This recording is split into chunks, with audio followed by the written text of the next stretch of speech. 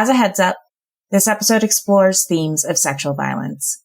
For more detailed information and resources, take a look at the show notes.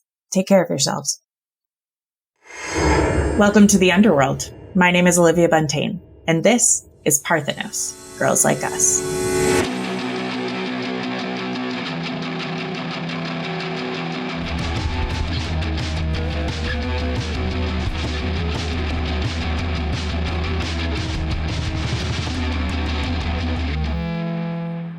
No, Lavinia, listen. Yes, I'm listening. They just don't write bangers about Jesus anymore. Like Christian rock is just not good. Yeah, we can agree on that. Like, no wonder no one thinks Christianity is cool anymore. It makes me so sad.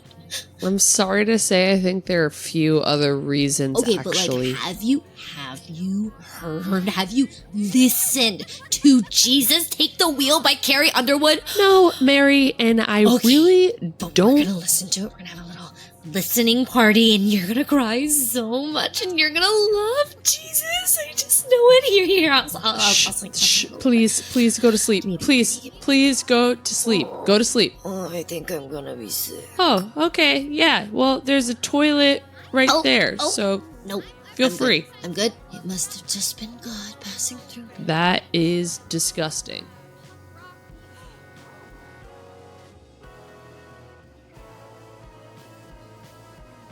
In front of all these people, he said, "Lady, shall I lie on your lap?" It sounds like that. So humiliating. Oh, God, what an ass. Well, look at me now, Hamlet. I got my head in their lap. So there. Oh, my God. I'm sorry. No. I wish you wouldn't be. I'm not sorry. I'm not sorry at all. I'm not sorry for one thing. Good. But maybe it's not right to make fun of Hamlet. Well, I loved him.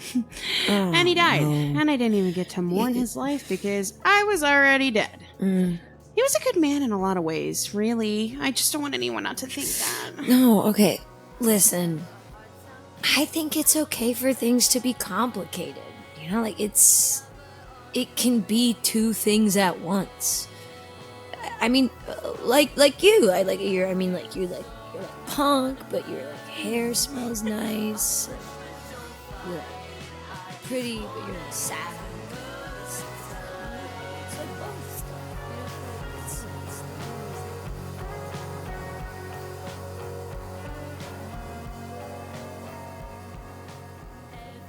Do a little prayer. Say a little prayer for you. I am safe. I am good. I am forgiveness. I am forgiven. I am light. I know myself and know others, and we are one. In the name of the Father, and of the Son, and the Holy Me, the Holy Me. Okay, Queen of God or whatever. Put a blanket on me. You snooze. So soft.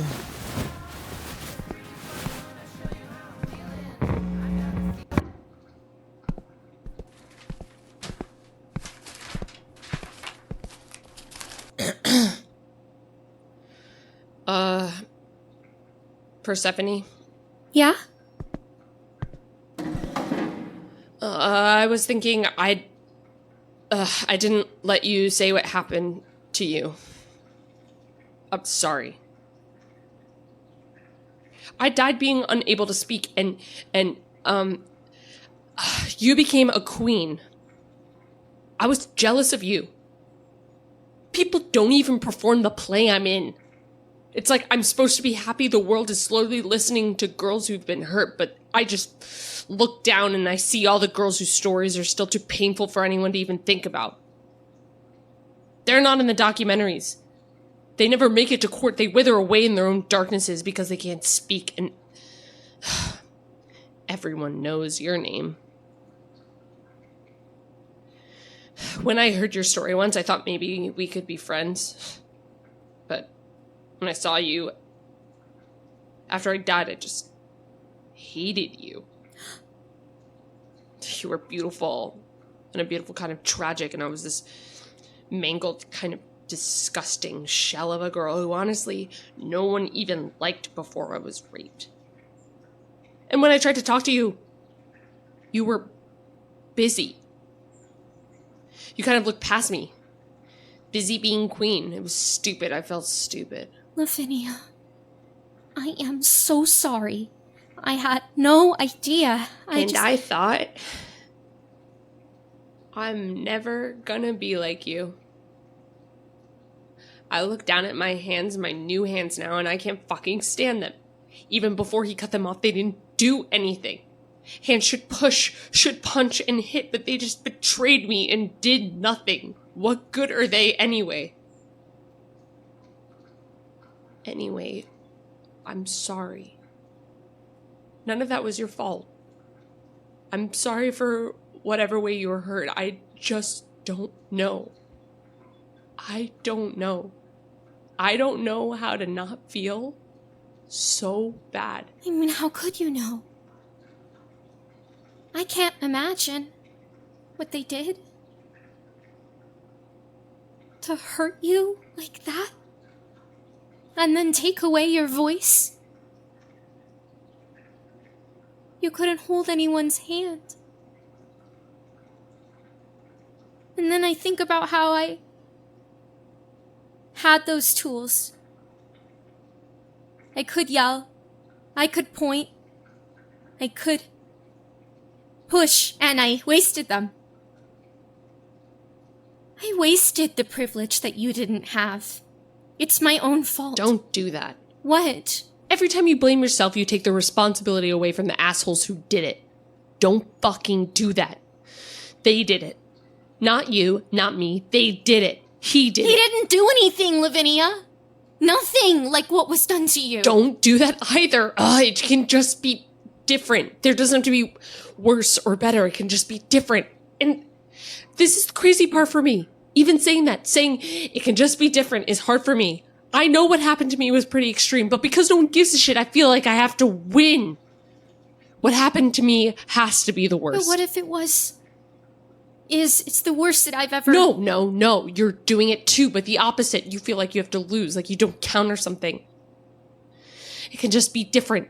And we could take our differences and our similarities or whatever and bring them together and focus them and fucking laser strike those bastards instead of hurting each other. They trick us and pit us against each other. We turn the blame away from them and onto each other. We've got to be smarter than that.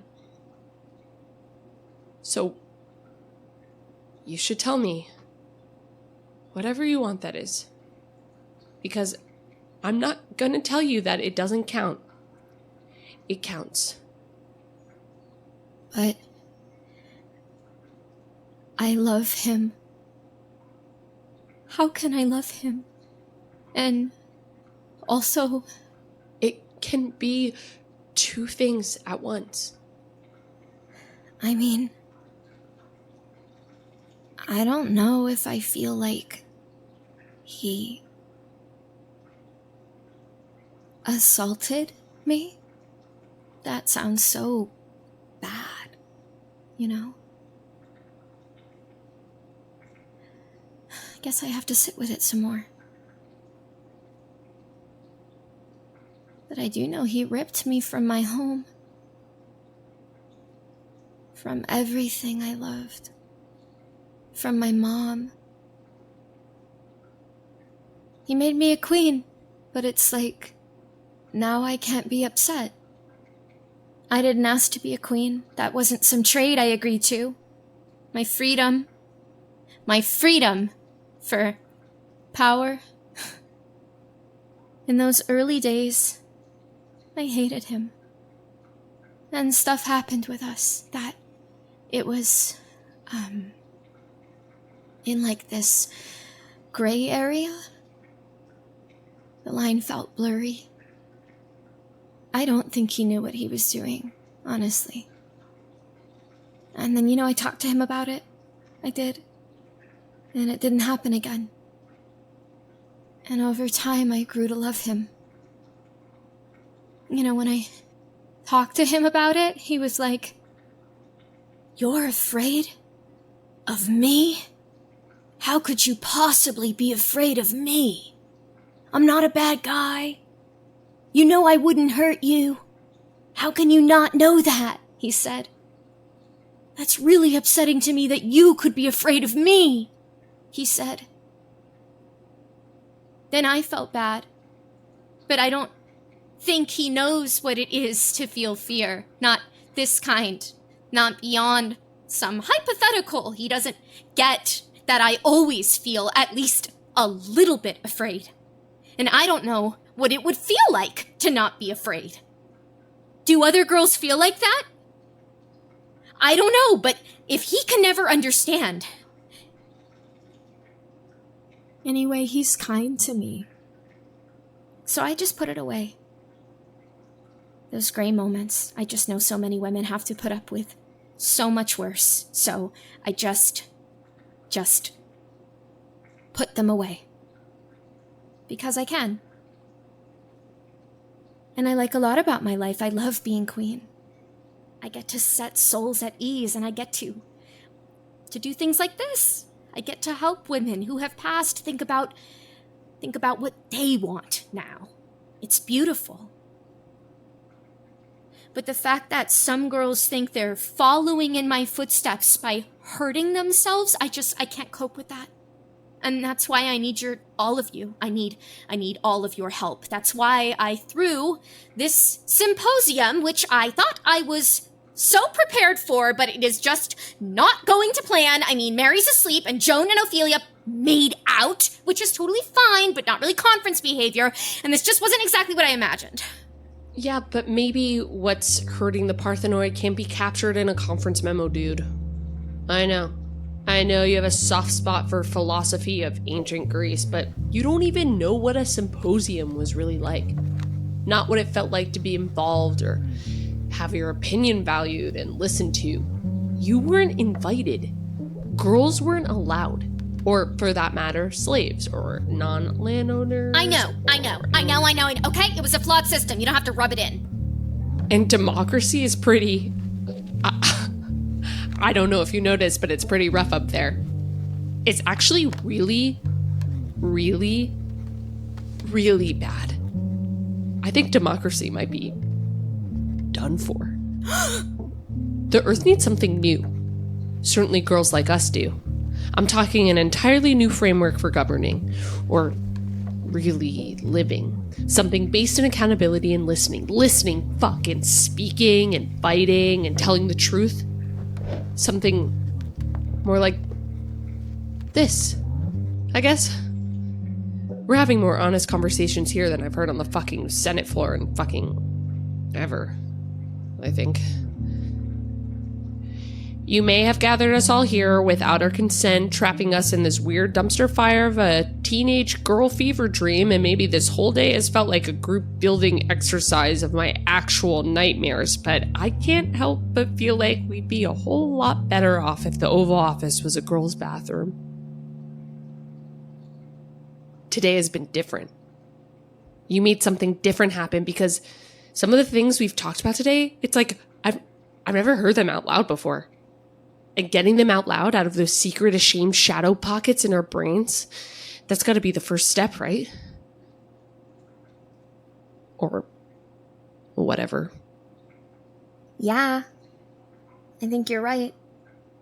And, if you ever want to take back out some of that gray stuff, I'm around, I guess. Thanks, Lavinia. I love you. Okay. Good morning, God.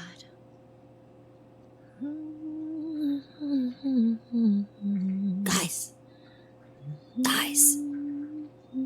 Look at Mary dancing. Whoa. She's so graceful. Like she's a queen, right? Whoa.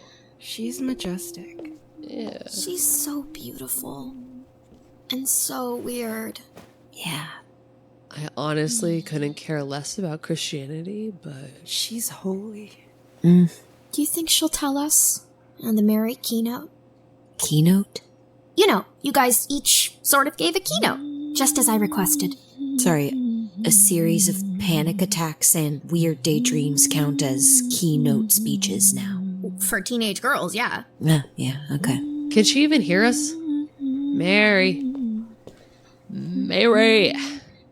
Mary. Sorry, what? What are you doing? Just thinking about God. Mary, I'm still so confused. Why are you 14? You didn't die at Parthenos. Do you feel like maybe part of you ended when you had a kid? Yeah. That's the truth of it, isn't it? You didn't get to decide if you wanted to be pregnant, I guess. What was Immaculate Conception like? What's so funny? Oh my gosh.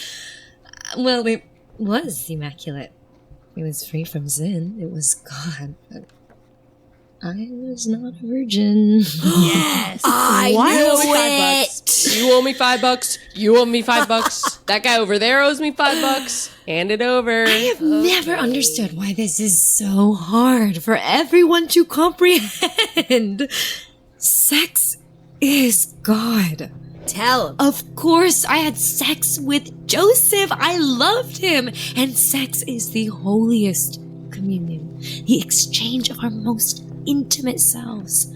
Immaculate means perfect, pure. How could the joy, the pleasure, the mystical darkness, the ineffable union that creates life be sinful? That is just illogical. Sex is the closest thing we can possibly come to God. Okay. Those moments without thought, the ultimate meditative state, filled only with the feeling of warm goldenness, full of the Holy Spirit. Oh, that's what you're full of. An angel did visit me. Okay? They told me my child would be the child of God, and that is exactly what I said. And then everyone just started calling me a virgin. Truthfully, it was a mistranslation. In ancient Hebrew, I was described as Miriam Alma. Oh my god, but that's... Yes, that's Alma means Parthenos. Okay, you knew this the whole time and you are just telling us now? Way to bury the frickin' lead. And as it happens, ancient Hebrew was translated to ancient Greek, and when ancient Greek was translated to English, they decided Parthenos meant virgin. Classic. King fucking James, man. What a freak. I knew that their backwards understandings of pureness and sin would cause the world to treat me and my child poorly. So I simply omitted that Joseph was also a vessel of that holiness. While we happened to be unmarried. Wow. All I said was that Jesus was the child of God, and he was. He changed the world because I never gave him a reason to doubt his goodness or destiny. He was so good. The violence Christians have done in his name, I am heartbroken for it every day. Jesus and I both knew that the individuals who hurt him were hurting too and trying to protect themselves and their people. Our stories were so twisted and weaponized from the moment he died. History has morphed them into something they are not. I used to have these dreams. In my dreams, I hold the men who crucified him. I hold them close to my chest, and they weep. And I always tell them I forgive them. I forgive you. I forgive you. I forgive you. And then I'd wake up, and Jesus was still dead. You don't have to forgive them. Forgiveness is the way to peace. Forgiveness is God's love. Anywho, Parthenia! I had Jesus when I was 14, so I exited Parthenia quite quickly. I guess that's 1-2 years of being a Parthenos? Don't get me wrong, I was ready to be Jesus' mother. So ready. But maybe I was not quite as ready to end the wildness of Parthenos. I had become so good so quickly. Becoming Mother Mary was like the most intense motion sickness. Virgin Mary was chasing lust and love and autonomy and holiness at 1,000,000 miles an hour. And after I gave birth, it was like stopping short while flying through the air. You know, I think there is something in Parthenos about chasing holiness and never quite arriving. And once Virgin Mary was Mother Mary, I reached it. I just stopped searching, stopped flying, that untamable power and potential you talk about, Persephone. It just hit a ceiling, I guess. It was replaced by maternity, by love, by transcendent peace. But maybe before I was ready. Mary, have you ever, Not again.